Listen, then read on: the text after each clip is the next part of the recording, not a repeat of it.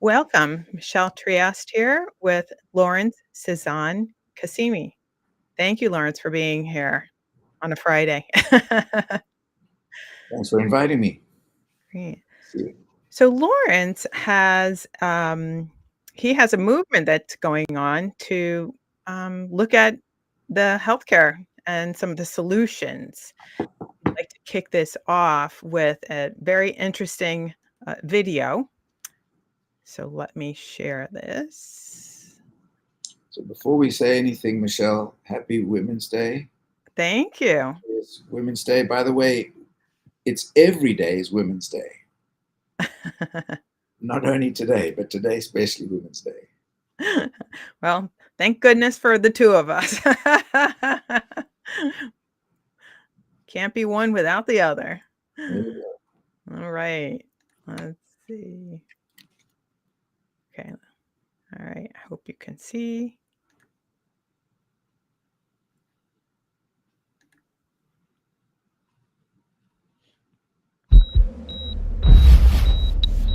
The American healthcare system is badly broken. The present system doesn't work, and it's going to take us down. We need a whole new kind of medicine.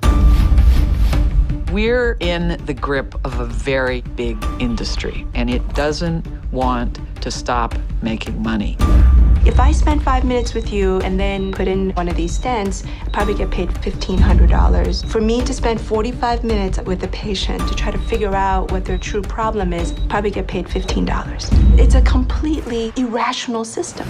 We don't have a healthcare system in this country. We have a disease management system. We're spending almost twice as much in America as any other country on earth, but our lifespan isn't even in the top 20. 30,000 Medicare recipients die each year from care they didn't need. That's the equivalent of a jumbo jet crashing every single week. If the aviation industry killed as many people, we'd be up in arms. The administration pays you based on how many patients you see. All right, who's next? If you try and buck the system, someone says, what can we do to get your productivity up? I'm not interested in getting my productivity up. I'm interested in helping patients. We're seeing the military just being a microcosm of the problem society's having. Soldiers' use of prescription drugs has tripled in the past 5 years. This medications I was on. Only by accepting that the American healthcare system is badly broken will we be able to seek out the escape fires, the potential solutions. There are answers. One company has figured out how to lower healthcare costs by more than 40%. We provide incentives for people to engage in healthier behaviors. The Army Surgeon General directed that we establish the Pain Management Task Force to take a look at alternatives to narcotics. I was skeptical, so skeptical. I've gotten a lot of inspiration, a different perspective. There's a different way of doing things that is possible. If I think about what healthcare could be like, it would have a lot more care in it. The healthcare system is unsustainable. We're really mortgaging the future. Not just the health of healthcare, we're talking about the health of the nation. There you go.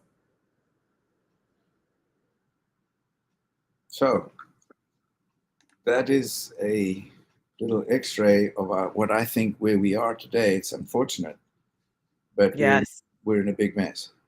Yeah. Now, it's funny. Sometimes I think you need to be able to step away from something to appreciate it. And I've lived in a couple of different countries, so I've seen the healthcare outside of the U.S. as well. And where have you lived, Lawrence? Oh, I've lived in 13 countries. In Africa, I was born in Zimbabwe. I've lived in Malawi, in Nigeria, terrible place. In South America, I've lived in Colombia, Guatemala, Honduras, Mexico. In Asia, I lived in Thailand, the Philippines. In Europe, I lived in Switzerland, in Italy, and now in the States. Nice. So you've had the chance to appreciate many different ways of looking at healthcare and health. 100%. Yeah. So that's why I'm so happy that you've joined us here. And so one of the things I'd really like to ask you straight up is, with that view in mind, how do you look at and value, well, the ethics of healthcare?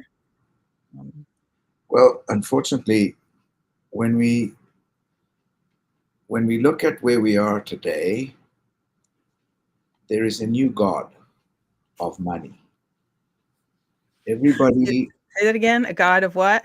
god of money. There Everybody's you bound go. to the god of money. So our ethics, morals, values, principles have all gone out the window. Generally speaking, obviously someone says, "Oh, but yeah, okay, there are exceptions," and many people still have values, morals, principles, and ethics. But generally speaking, not. Mhm. Those have gone out the window because of the necessity to earn a living. That's fine. But somewhere in between the necessity to earn a living and greed, that is where we have a conflict. And where we look at where we are today, and we look at, for example, medicine as it is in many other countries still, doctors still do house visits. Can you imagine? It's And amazing. here we go to the waiting room and we wait for the doctor who's seeing 20 to 30 patients a day, which is absurd in my opinion. You cannot possibly have an in-depth conversation with somebody about their health in 16 minutes, less 8 minutes for electronic records. So no wonder that there's a doctor burnout. No wonder there's a high incidence of doctor suicides, because it's very, very stressful for the doctors to give what they would like to give, but they've also got a clock ticking because insurance reimbursements are what pay them, and those are problems. So that's why they got to see more and more patients every day. So it's incongruent to think about health care. We don't have it. We have sick care. We have Right. we have sick care, and that is where I think it's unfortunate. Which is the reason that I think it's up to us individually to understand our bodies, our food, and how we think. For example, I give a lot of talks to lots of different audiences, and sometimes I'll, just for fun, I'll say something like, "Can anybody tell me who Angelina Jolie's husband is?" And everybody puts up their hands and they, yeah, yeah. And then I'll say, "Can anybody tell me where their liver is?" Silence. Much less with what does it do, as an example. So the point is, we know a lot of trivial nonsense, but we don't know enough about our own bodies and how the bodies work.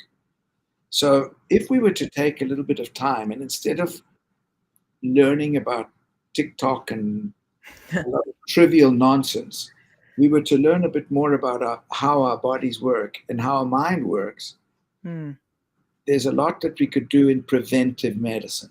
So, for example, I used to have a wellness center. And, if somebody came to me and said, years ago, and said, "I haven't been to the toilet for a week, I'm constipated," I would have said, and I still would say, go to Whole Foods, find yellow food like squash, mango, papaya, pitaya, make a smoothie out of that and tell me what happened. "Oh my God, I got diarrhea." Of course you did, because it's a natural laxative. You don't have to go to a pharmacy to buy a laxative. So I'm just rambling on, but I'm just saying that it's important that we understand the value of the fact that food is our medicine and not pharmaceutical palliatives, Right. which are sort of a last resort. Right, right, right. I mean, then you have to take accountability for what you put in to cause that. I think that's what it is. I mean, in America, you just see, "Oh, okay, well, take a pill for it, get sliced up for it, replace the part, whatever." But it's what you do before all that, which is important. You're teaching your children the habits, and as women, it really starts a lot of times with us. So, like, when my children were small, I was like, we were not keeping junk food in the house. There are certain things I said, "I know they'll get outside the house." I wouldn't have them in the house. taught them how to read labels and always cooked meals, showed them how to cook. But it starts with, I think, with us as women, typically, there are men too getting more involved, but we have so much information that I think we get lost in it as well. When we're looking something up online, we're Googling it, we go off on these bunny trails, we lose time, and then we actually don't take accountabilities for what it is we do. We don't take the time to cook or to learn about, what we're putting in our bodies and the habits that we're programming our bodies to intake, and that reminds me of, just how women try to balance it all because we're working, taking care of kids, trying to take care of our health, our children's health, and when, crap hits the fan, we really find a hard time balancing it all. And that reminds me of you shared a beautiful story of how you were there for your father. And how did you balance your life at that time, Lawrence? Well, can I just go back to a couple of things you said? Because I think they're highly relevant. First of all, the fact that, excuse me, we're looking at a problem in the US where 60% of the population is overweight. 30% is morbidly obese. Diabetes is a rampant problem, even bigger than COVID was. And actually, 70% of non-communicable diseases are preventable. 70%. Cardiovascular, hypertension, diabetes type 2, and lots of cancers. These are choices. So when we talk about, and you're right, women have, there's that frog syndrome, the frog in the water, that when you heat the water a little bit, the frog in the water loves it. It's getting warm and warm and warm. And then finally it's cooked because it's too hot. But you put another frog when it's too hot, the other one wants to get out because it's too hot. So Right. we're slowly dying because we accept certain things that we shouldn't. For example, you've just said, women cook and they should cook, or they've lost the time to effectively cook and communicate with their family and have sit-down dinners and all of these things. This is all part of preventive medicine. If we are all working and we're trying to make more and more money, and we sacrifice our quality time with our families, communication, food, and be able to understand our families, we can avoid a lot of things like mental or depression or mental disease, and understanding how food and how we can actually be healthier. That's all part of preventive medicine. And then, of course, we're addicted to watching TV, and we're told that this is and it is. Yeah, the screens in general. Salt and sugar, delicious. It's poisonous. Don't drink, don't eat sugar. It's poisonous. And everything we have is laced with sugar. You're mentioning about, when my dad died. Well, I was in Zimbabwe. My dad was in Italy, and he was still living alone. And he was walking 4 or 5 kilometers, 2 or 3 miles a day. He would cook for himself, and he was fine. And then one day he fell, and he was lying in a pool of blood for like, I don't know, 5 hours or something. And nobody knew for a while because he was living alone. How old was he at the time, you said? Well, he was 90. He was in his 90s. But he was very, very healthy and fit and all this kind of stuff.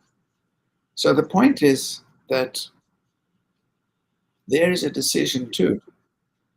At that time, I had a business, and I was exporting about 1 million roses a week from Zimbabwe, and 1 million other green stems of flowers. That was one of my businesses, and I was doing very well. And then my dad got sick. And now, as we come into all the sorts of dilemmas that we have, so I was the tip of the baby boomers, nearly 80 myself now.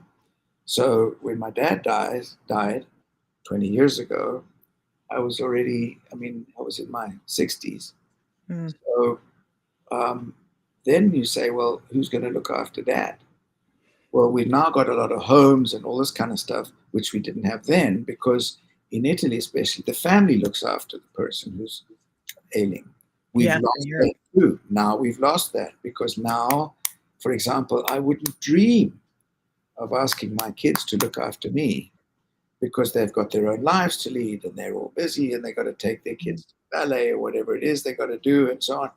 So the society has evolved to where we have to rethink a lot of things. So even though I had a very good business, profitable, I was doing very well and I loved what I was doing, but my dad was, needed help. He was in the, the, um, the runway of his life had ended and I had to go there and look after him. Who else was going to do it? My brother lived in Florida. I was in Zimbabwe and no other kids, nobody else to look after him. So I went to look after him. And that's what started a whole series of introspection, for example, because at a certain time, he would take a medication, maybe take double the amount, or he would forget to take it. Then I would get a nurse for him. Then you have to have 3 nurses because it's at 24 hours. Who polices the nurses? How do you know they're doing their job? How do you know they're taking care of it? Then you have the cranky guy. This nurse is too fat. This one is too thin. This one is rude. This one didn't. So then you've also got to contend with the decline of the mental capabilities of the patient. In this case, my dad was always a general in his life. Right. Yeah. He's used to, he's losing the control over his own life and who he interacts with and his health. And then we've got to understand that from the guy who was the person who was in charge of everything to now being you in charge of that person. But that also led to a whole bunch of other things. Like, for example, you'd fall off the bed. So you say, okay, well, I'll just have to put some bars up. Oh, no. Now you're restraining him. Now you got to get special permits legally because you're restraining the person. Like I put him in a wheelchair, but I'd have to fasten him in there because he'd fall out. Now you've got to go and get a permit. You've got to get a permission to do that. You've got to get a doctor to say, yeah, he's not capable. And it gives you the power, the legal power to restrain him. Right. So there were many, many things that were involved with transitioning from, being happy about, oh, Dad's fine, yeah, he's fine, but he's not going to be fine forever. And Mom, for that reason, same thing, And so at a certain time, we have to make a decision. And the decision was, okay, what's more important? Is it the money or the family? Right. Is it making more money? Or is it going to look after the family? Because that's the purpose of life, really, in my opinion. That family should come before anything else. If it did, then we wouldn't have this dysfunctional percentage of dysfunctional people we've got in our societies. Because Mom and Dad both work here in the States. Many of them. And we sacrifice the values of our family, where we don't have time to sit down and have dinner together. And for example, I'm going off the subject, but in Florida we have hurricanes, and I think it's a great thing. What? Yeah. Why? Because when there's a hurricane, we have collective fear. Oh yeah, totally. Yep. And then we've got the whole family. People crawl out of the woodwork in your home and you say, who the hell are you? I'm your son. I haven't seen you for I don't know how long. And he's living in your house. You never see him. Now, or her. Now you've got a hurricane, no electricity, so no air conditioning. You're all huddled around a candle and you're in collective fear. Now you have to talk. So it's a moment of interchange, of emotion, of communication. And that's why I think it's a good thing. Yeah, no distractions. But it should be every day, not just a Yeah, hurricane. I mean, when we talked earlier about, even cooking, I used to burn meals when my kids were little. I didn't know how to cook, and then there was a point where I said, "Okay, I need to learn how to cook." So then I learned how to cook, and I found that there was a meditative fact, just experience that I had, and my children saw me and watched me do it, but also it starts the eating process and the communal process of eating together. Mm. We had dinners every night together, whether I was married, single, remarried, whatever. I made sure we always had dinner, always together. And it's important that they see that. But yes, going back to your communal experience, I that's huge, huge. So my grandchildren came for Christmas, since you mentioned that. Um, he was 14, just turned 15 when he was here, and his sister was 13. They live in Geneva, Switzerland. Now I'll tell you, when they got here, it was like having very different people, because at 15, he would go to the fridge, take stuff out, cook for the family, for everybody. 15, cooking for everybody. And the 13-year-old girl, same thing. They both, where are the zucchini? Where do you keep the broccoli? Nice. So I'm saying that, for example, since they live in Geneva, Switzerland, they never have had fast food. Their dessert, and sugar is another thing. Their dessert would be mashed up bananas, frozen on a stick, with almonds mashed up there in the freezer. That would be the dessert. So there's no sugary stuff. Yeah. So the health starts from when a mindset starts from when they were kids, Yeah. about what they eat and how they eat, and meals, and being family, and talking to each other, and so on. So I just wanted to mention that in the meanwhile. Yeah. Very important. So when you were you were making that transition from working to caregiving for your father through his end of life. What was that like for you and what did you do to help your mental health, you might say? So I'm actually, because of the fact that I've actually lost everything I own 3 times, because I've lived in war zones, I've lived in, by choice. I wanted to see the world when I was 19, in my early 20s, and I lived in all these countries.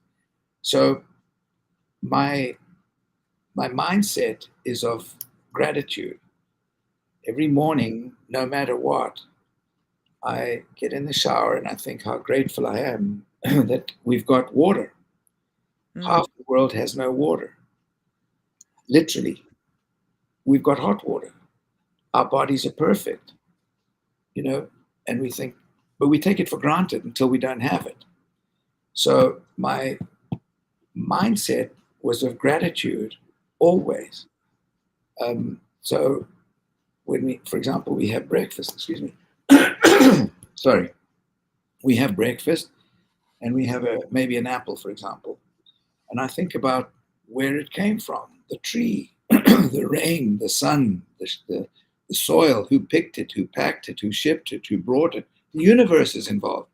So when my dad was in his final decline, I focused on all the things that I was grateful for that he had been influential in giving me, whether it was advice or whatever it was. So gratitude for me was the overriding factor. I didn't feel sorry that he was dying, because he's 90 something years old, had a good living, he had a good innings. I just wanted to make sure that he was as comfortable as possible, and in his state of mind, which went in and out of dementia at a certain time, that became very difficult for me to understand, because there's no there's no book manual on how to handle these things. What you do, Michelle, Right. is very valuable because you have experience with a lot of people and you're able to guide them in things that they know nothing about.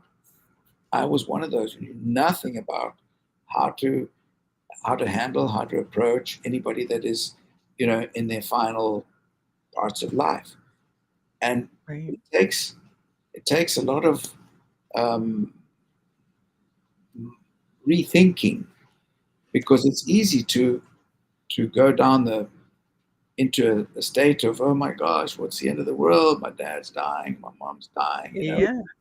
And Yeah, and just like you said, you came back, you lost everything 3 times in that your was life, material. and you had to start all over again. So Yeah. that's similar to what I've had to do over the courses and changes in my life is begin again. And so whether I know or don't know, I'm gonna share as I learn. So your that mindset and that thankfulness, that gratitude that you're talking about, that's just showing up for yourself and showing up for others in a new way. And then we think about the healthcare, like what things used to be like back in the 50s, where or the 60s. It's a very different animal now. So we cannot compare the old system with what we need to look forward to or have in the future of healthcare, because it's just it's not the same. So if we try to say, oh, we missed the good old days and how can we go backwards, all you do is get flustered and frustrated. And that is something that you talk about um, for the future for healthcare. And tell me about what you're going to be looking at in your series coming up. Well, just as an example, you talk about the old days and food and so on. I remember going with my dad at 5 o'clock in the morning to the market, the food market, fresh market. He lived in Italy. And he would look for vegetables and fruit with insect damage. I'm talking about 22 years ago. I said, Dad, why are you doing that? He said, don't be a schmuck. Don't you understand that if it's got insect damage, it hasn't had pesticides? That was 20 years ago. He understood the fact that we were being poisoned with pesticides. Oh, so you're saying that he wanted those things. Yes. Oh, okay. Because nowadays it's the other way around. Yeah, When but we see something, we're like, oh, it's imperfect. Oh, we don't want to eat something that's imperfect. So we don't take it. that's the point I'm trying to make. Nice. Look for vegetables and fruit with insect damage because he said, look, don't you understand? This has not been fumigated with pesticides. Right. And so he understood that we were being poisoned. That was 20-something years ago.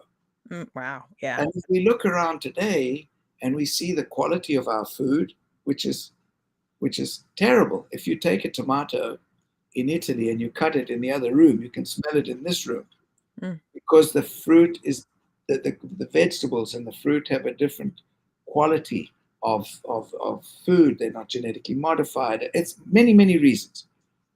So we have a problem with the quality of what we eat. Therefore, we've got to be more selective in what we eat and how we and what we eat and when and how. Yeah. So, I make a point about organic. Why? Well, hopefully, I mean, for example, quick example. I lived in Colombia and I was on the board of directors of national planning. And we found that little boys of 14 were starting to form breasts. And we found that little girls of 7 were having menstrual cycles. And we found that little girls of 10 had facial hair. And where the hell does that come from? So we made a thorough investigation for 6 months all around the country.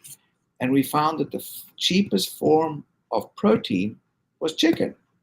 And the chickens had been raised in these big batteries where they have 200,000-300,000 chickens at a time. They're in a cage. Yep. The lights are on 24/7, so they don't know it's nighttime. So they eat 24/7. They are injected then with hormones. And because they've got one cage on top of the other, they poop on each other, so they antibiotics. So a child that weighs 60 pounds and is eating chickens 3 times a week because it's the cheapest form of chicken has a disproportionate ingestion of hormones that are from this little animal. So when we look at these things and we say, well, why don't we, if we know these things, why do we continue to do them? So I haven't eaten chicken in America for about 20 years. I refuse to eat it. Unless it's chicken that someone's chased around the yard somewhere that is eating grass seeds and insects and so on, as a chicken should. It's a bird. Right. Yeah. Yeah. In my household, my husband he's a retired firefighter and he's a outdoorsman. So our protein is either typically salmon that we caught in Alaska or deer or moose that was out free. Yeah. And that's what we process, and that's typically what we'll eat, because he as well grew up in a way that he would, as a kid, just go down the street with his fishing rod or go on the boat or have a rifle to go, get a deer. And that's how he grew up. He grew up being able to feed himself. And it's funny that sometimes he'll go to an organic, what do you call it? Where they, not a garden, I can't think of the word, Lawrence. You go and you shop. Fresh market. Yeah. And people will see him in his hunting outfit or whatever, and they give him stink eye. Like they're more organic than he is. I'm like, no, he is much more he does it the right way, brings in and learns how to appreciate the animal and how it grows up, and contributes to the outdoors to make sure there's things there. So it's interesting. It's how we get ourselves involved in what we eat and need to, whether it's cooking it, raising it. We have friends as well. Sometimes they'll send over eggs or duck that all have lived free. You mentioned salmon. I watch mainly documentaries. And there's one, I've got a whole list of them here. I've got like 30 documentaries, but one of them is called We Are What We Eat. I think it's on Netflix. Yes. And you'll see there, for example, farm-raised fish. They're already deformed. The salmon, they got to put colorants on. I don't want to be doom and gloom, but I am saying be attentive to what you put in your mouth. You've only got one body. Yeah. And you've only got one life. So living as long as possible, as well as possible, as healthy as possible, becomes important. So, we are what we eat. And I think it's Netflix. And that is something that I think everybody should see. 100%. And then that's how the habits our children acquire as well. 100%. That's why I mentioned my grandchildren, because they've been taught from when they were kids, to avoid anything in the middle of the supermarket, just on the periphery, on the outside, the vegetables and the fruit, and then try and make sure they go to the fresh market of the farmer's fresh market and eat what's in season and so on and so on. It's just elementary stuff, but it is important that we look after our bodies as much as possible, especially with food. And also how we think, because depression is the next big thing coming down the pipe, in my opinion. 100%. We're already seeing, because people are having a tough time, generally there's a tough time being able to keep up with all of these dramatic changes in our family lives, in the systems that we live in, with technology, with so many things, and it's very frustrating to try and keep up with everything. So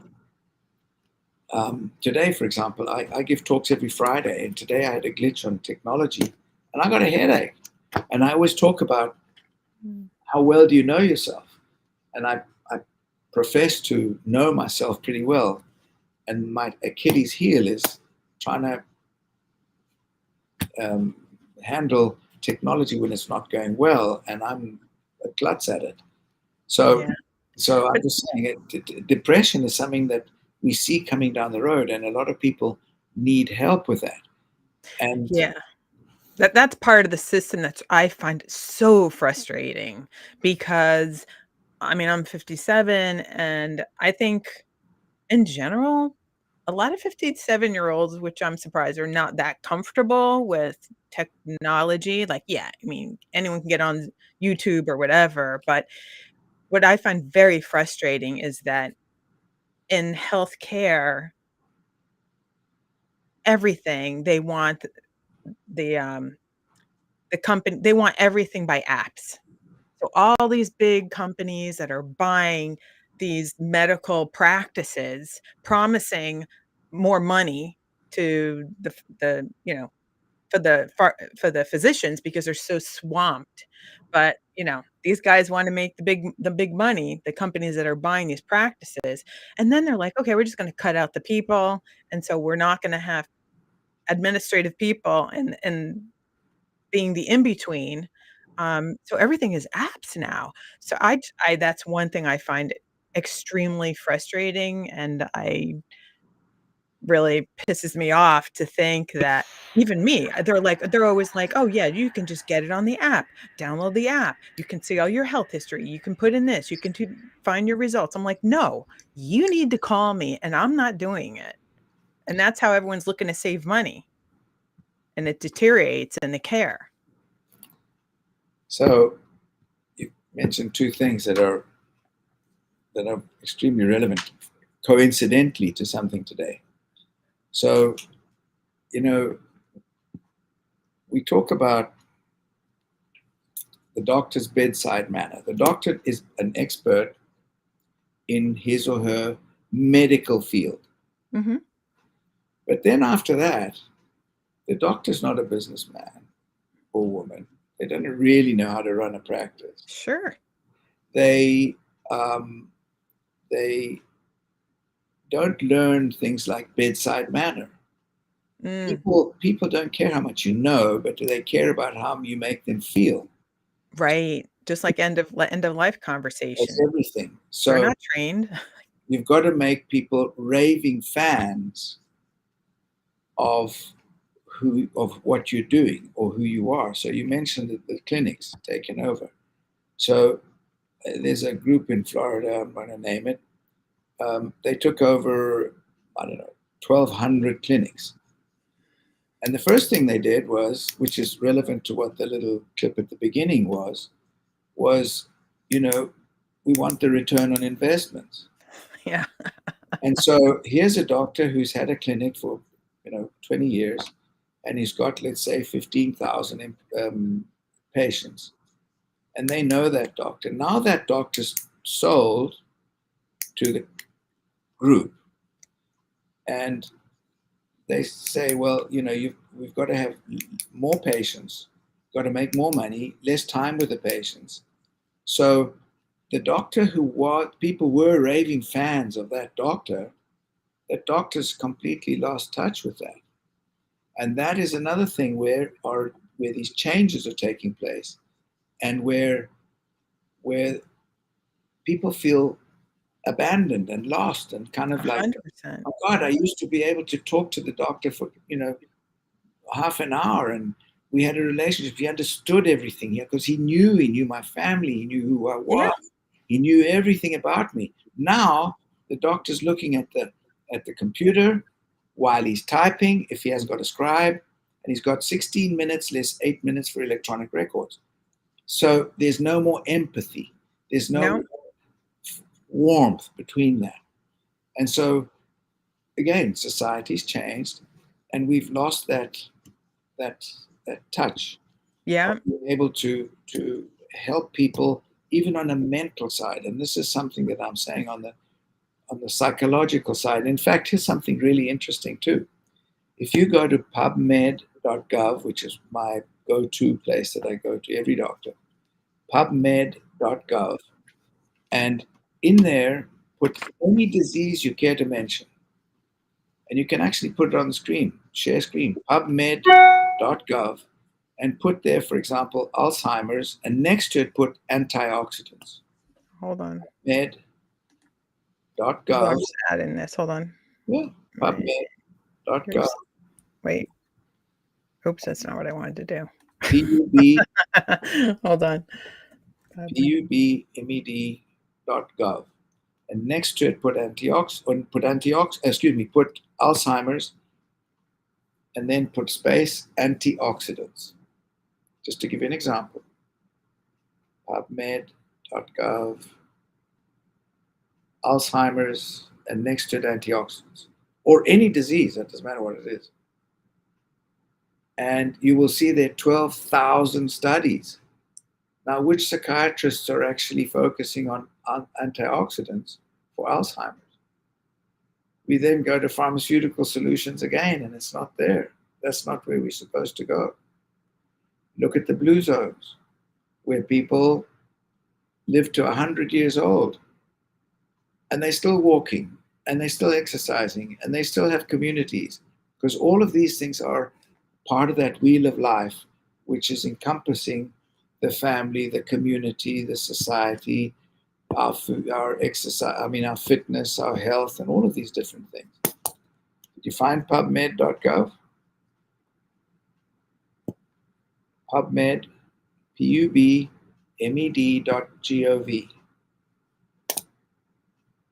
And then next to it, put any disease you care to mention. PubMed.gov.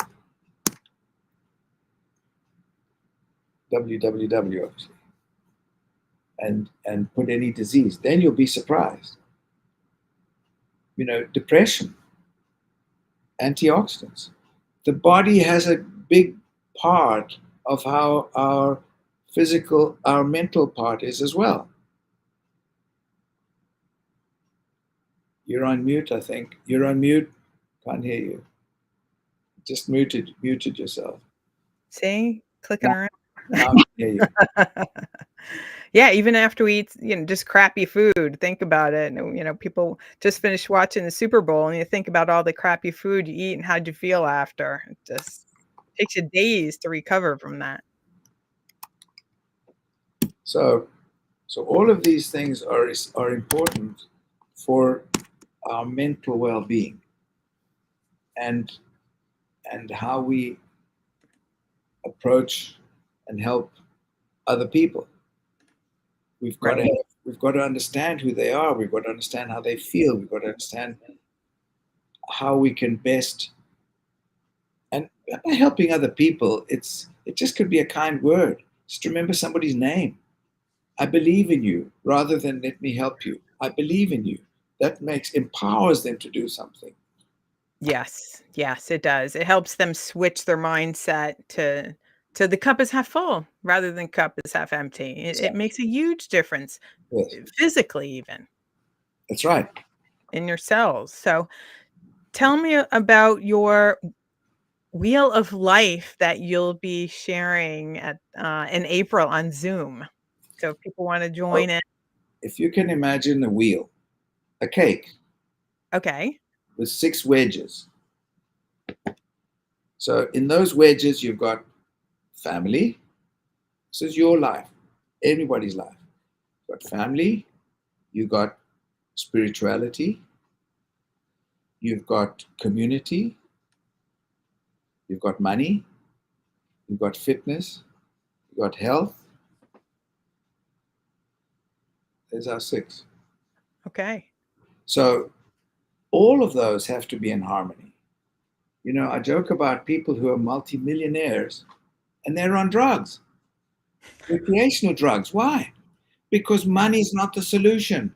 And if they're spiritually bankrupt, they're going to have nothing. Yeah. Or if their families are not in harmony, they have nothing. Or if they're, cut out from community. Community is a big thing. We're talking about that even in the blue zones of the Oh, world. yeah, we just heard about a CEO that I don't wanna say which one, but a big, social media CEO, the child, I think, committed to or overdosed. It's like, wow. There you go. Because the focus, I don't know that person, and I'm very sorry to hear that. But the focus is always on the god of money or the god of power or the ego or something, and we Yeah, forget about what's important. What is important? 100%. And here's the thing I will leave you with an idea. Let me just put an idea out there. Everybody I talk to, and I obviously talk to a lot of people, and I have a lot of people in my circle of influence. I say to them, tell me who you are in 5 words. Who are you in 5 words? Not a long rambling, 5 words. Mm. And I'm listening for words like, for example, if it's a nurse, the first thing she's going to say is caring, empathy. So you talk to a businessman, he's going to say focused, driven. He's not going to have anything about, I say businessman, businesswoman. Driven, focused, goal-oriented. Nice, good stuff. Where's the human factor in that? Right. Are you empathetic? Yeah. Do you have empathy? Do you care? So this becomes also part of the wheel of life. When you've got to know who you are. Exactly. You really care. Do you care about yourself? Yeah, and there's times in life where you're gonna take on a role, like now there's certain times where I took on a job because I knew I needed a new car, I couldn't afford to get one in the nonprofit world or whatever, and then but I knew, okay, this is what I needed to earn this money for, okay, check it off, and then I was like, "Okay, I'll always balance it out with being connected with community and helping people live." And different facets, but it's a balancing act. You can't lose sight of that. Well, um, in your profession, if you will, as a doula of what you do, Of life. The death doula is kinda like, in the toolbox there, one of the things, but, finances, understanding, it's all about just understanding, just taking away the mystery of finances, taking away the mystery of dying. It's more about just like education in life from beginning to end, and the journey. So, think about. I'm just as I'm listening to you, I'm thinking. So imagine now that you're with somebody who is head of a household, who's passing, and the mental conversation that the family and everybody else around is having, the impact that this person missing from their lives will have. Maybe yeah. he was the breadwinner. Oh, how's that going to affect me? How am Oh, I yeah. going to manage? What am I going to do? Right. How's it going to affect, So now you start looking at the bigger picture of life. Mhm. When you look at the bigger picture of life, that's the wheel of life.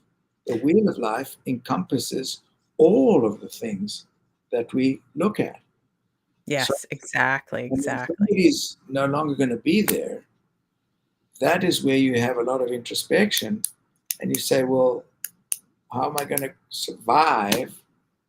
How am I going to, what's after that? How am I going to survive after that? How am I going to, Right, how am I going to thrive after that? I don't want to survive. I want to thrive. right, And right. how And can I, sometimes even those conversations are, um, about what the a lot of times it's just about what's in their imagination, what's in their because what I do is I talk to the person that's dying. What is it they want? What is it they see? What's their, fears or things that they are disappointingly leave behind or unfinished because there's always unfinished things. And then having conversations with the family about their imagination, what they think, what their impressions are, what their fears are, and how is this in reality? How is this really going to affect or um, maybe turning the story, shifting the story in a different manner.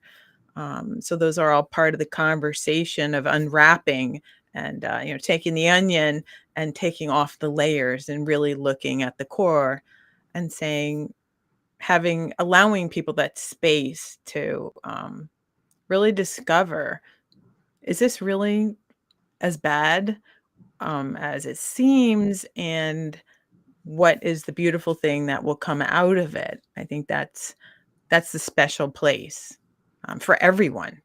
You just said something that also is part of what this thing, Wheel of Life, is.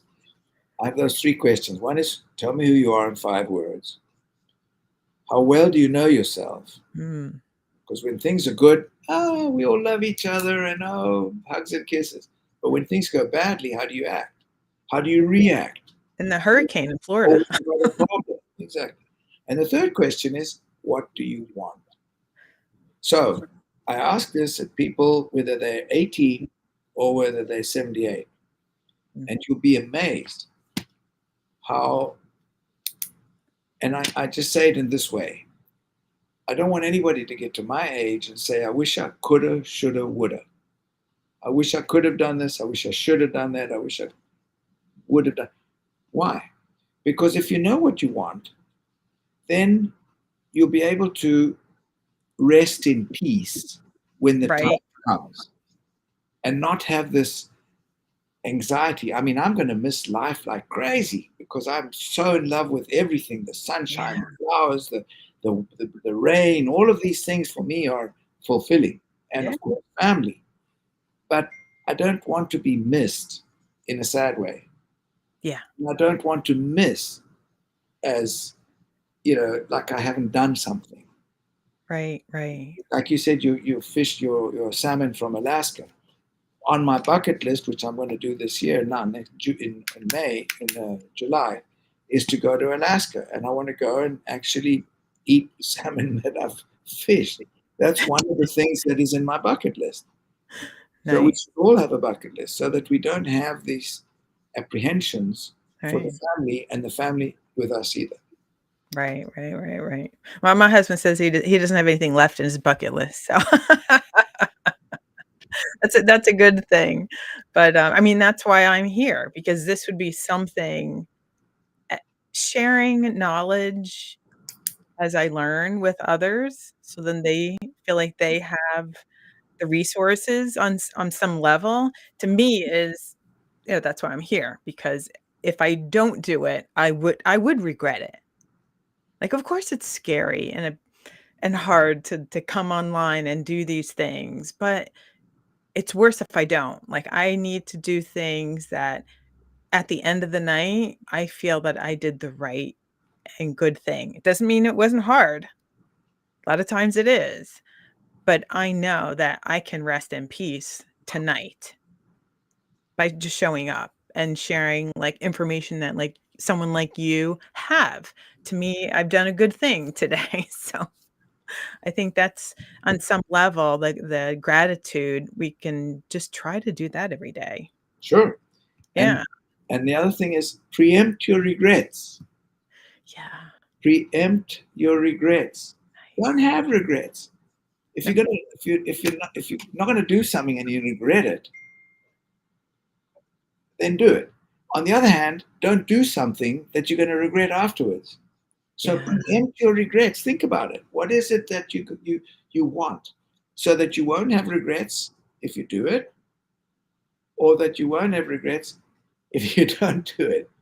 Right. And you're always going to have a little bit of each. Like, even when you do something that you feel you really want to do, you're going to, it's measuring the pros and cons of everything, but don't let that stop you, because there's always going to be little pieces that, are there's no perfect road to any adventure in life. There's always things that bumps in the road, always, but that's okay. It's okay to accept the imperfect. The bigger the bumps, the bigger the challenges, the bigger the rewards. There you go. There you go. Something that I've had in my mind since I was a kid. Yeah. Well, thank you for sharing all of this knowledge and advice and experience, Lawrence. Really enjoyed it.